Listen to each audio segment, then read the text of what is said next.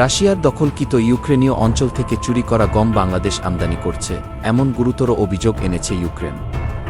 দেশটির দাবি, রাশিয়া দখলকৃত এলাকাগুলো থেকে গম সংগ্রহ করে তা নিজেদের উৎপাদনের সঙ্গে মিশিয়ে বাংলাদেশে রপ্তানি করছে।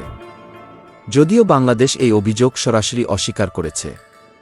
বার্তা সংস্থা রয়টার্স জানিয়েছে, রাশিয়ার বন্দর থেকে 1.5 লাখ টনেরও বেশি গম ইতিমধ্যে বাংলাদেশে পাঠানো হয়েছে। ইউক্রেন বলছে, এ বিষয়ে কূটনৈতিকভাবে ঢাকাকে একাধিকবার সতর্ক করা হলেও বাংলাদেশের পক্ষ থেকে কোনো জবাব দেওয়া হয়নি।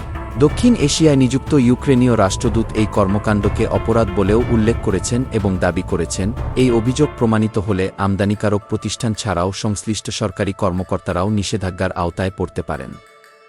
ইউক্রেন আরও জানায়, এই গম আমদানি শুধু অর্থনৈতিক ক্ষতিই করছে না, বরং যুদ্ধাবস্থায় মানবিক সংকট আরও গভীর করছে। বাংলাদেশের খাদ্য মন্ত্রণালয়ের একজন মুখপাত্র রয়টার্সকে বলেন, বাংলাদেশ রাশিয়ার দখলে থাকা ইউক্রেনীয় অঞ্চল থেকে কোনো গম আমদানি করে না। আমরা চুরি হওয়া গম আমদানির অনুমতি দিইনি।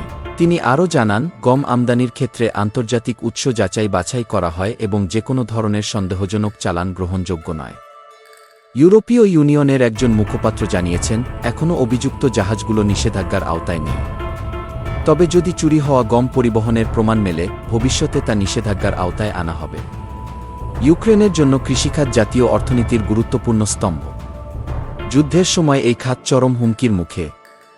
ফলে এই ধরনের চোরাচালান কিয়েভ জাতীয় নিরাপত্তা ও সার্বভৌমত্বের হুমকি হিসেবে দেখছে। চুরি করা গম আমদানি নিয়ে বাংলাদেশ ও ইউক্রেনের মধ্যে কূটনৈতিক টানাপোড়েন শুরু হয়েছে। পরিস্থিতি উত্তপ্ত হলে এর আন্তর্জাতিক পরিণতি শুধু অর্থনৈতিক নয়, রাজনৈতিকভাবেও বাংলাদেশের জন্য জটিলতা তৈরি করতে পারে। আন্তর্জাতিক ও জরুরি খবর আপডেট পেতে আমাদের YouTube channel NextGen news subscribe করতে ভুলবেন না।